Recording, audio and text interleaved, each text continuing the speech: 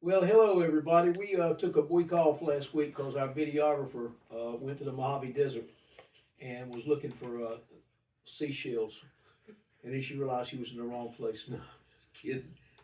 Chrissy, our videographer, was sick last week with the dreaded C word, Yeah, and she's back now, as you can tell, because you we're wouldn't be here. seeing me, right? Yeah, Uh, Speaking of the C word, I just threw that in, yeah, Mr. Chestnut. it worked. Thinking of the C word. One of the things that we wanted to do and talk about, and we have the biggest problem with in government, is codes. The rules that the town has to operate by, the rules that people have to live under.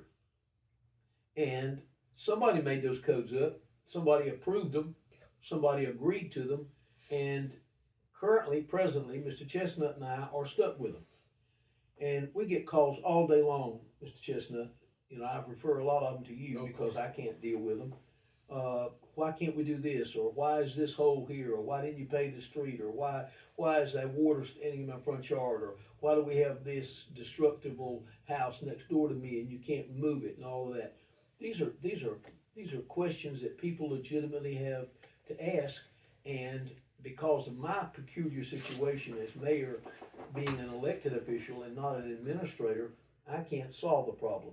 I can refer them to you and I can explain to them what my 46 years of knowledge has helped me learn, but I can't do anything about that problem. Now, little things I can. Yeah, And so, what we're faced with in our town, and I'm sure we're not the only town in America, New York has it a lot worse than we do, and places like Marietta, small little borough, I'm sure they have small problems. But what Mr. Chestnut was hired to do, among other things, is be the administrator of the town, which includes code enforcement. And so I, I guess the best thing from my standpoint in this dual videoing is to ask you to let let us do our job. Let us try and do the best thing the quickest we can to solve the problems without thinking that we're ignoring your problems. So, Mr. Chestnut, every day you get in this building, you walk in this building, you're faced with this kind of thing. What are some of the things that you're faced with, and how do you solve them, and why do you why do you get frustrated with the code issue? yeah. So, Mr. Mayor, you brought up a good couple of good points.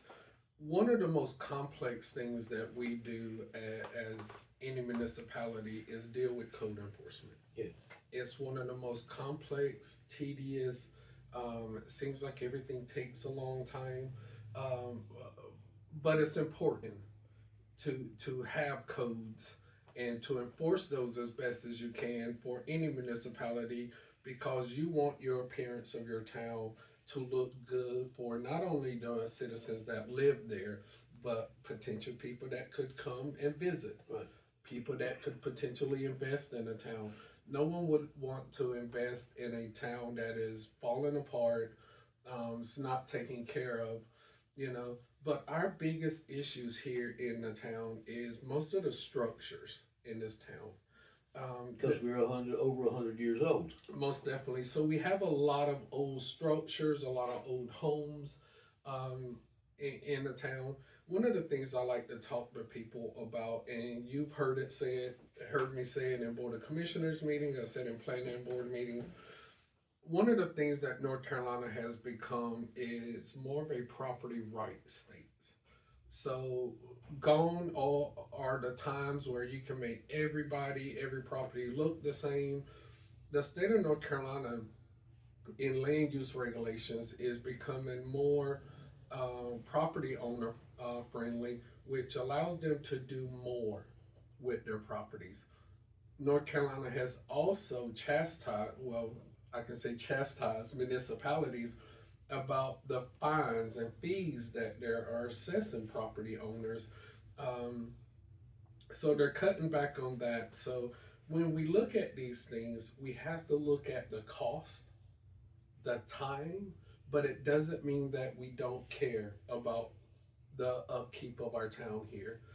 Let's just take one popular example. We have a institutional building here in the town of Fairmont that is owned by a nonprofit, and that nonprofit has been defunct. So in this example, I contacted multiple contractors, had them come out and look at the building and say, hey, tell me what it takes to demolish this building. And some of these numbers are outrageous because remember, we got old structures. So most of them have lead and asbestos in it. Yeah. That cost increases if we were to try to take down that building. If the property owner can't afford it and the town has to do it, the way that works is we take that, all the cost it takes to clean up that property, and then we put a lien on that property. But the thing I would like to share with the citizens is that if we put a lien on a property and that property never sells, the town of Fairmont doesn't get any money back. Absolutely, and we were out the money that we put into the destruction of it. And not only the money, but the staff time, the postage of sending these letters, the telephone calls, the emails, all of that goes into one case. So I don't worry about the tall grass or the one abandoned car over here. I try to focus on the bigger items here in the town of Fairmont. We have properties with Medicare liens on them. We have significant numbers of heirs problems or heirs properties in this town. You know, those are things that take us a long time to get over. You know, we also have homes that are going into foreclosures. I shared with a citizen the other day, we spent a year and a half working on getting 5 houses corrected and fixed it up and brought back to standard. And then they go into foreclosure and they're sold to someone else. For most municipalities, those properties, that code enforcement process is not attached to that property. It has to start over with the new owners that get those properties.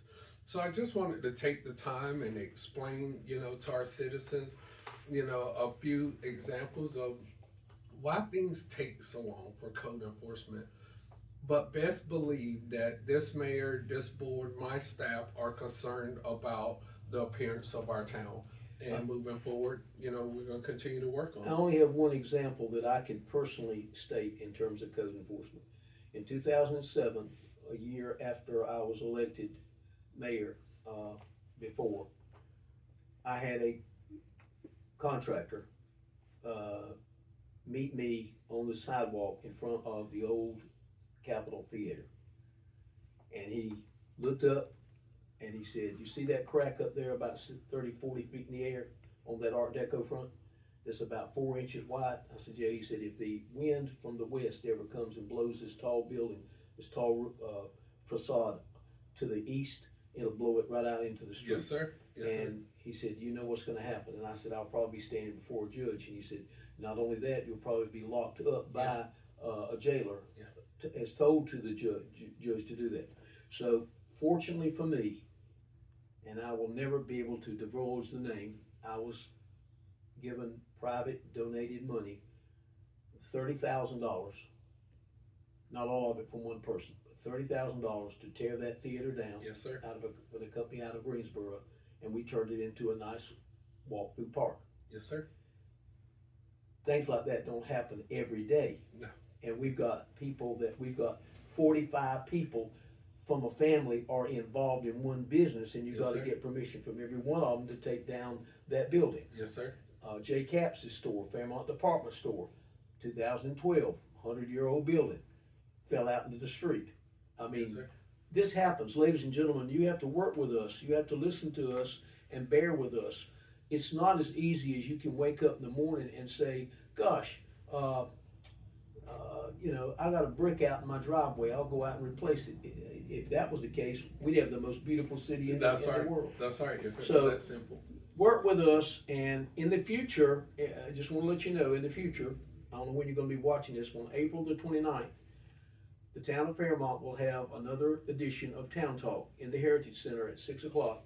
Mr. Chestnut and I, and any board members that wish to come and will come, we're going to answer every question that citizens in this town have about codes enforcement and about issues that they think we are not doing our job about. Most definitely. It's If we gonna- have it's an gonna- answer, we'll provide it. It's to gonna them. be a very frank meeting, and it's gonna be very educational and informative, and we'll have paperwork there showing what the town of Fairmont is allowed and is not allowed to do, and why we are and aren't doing these things.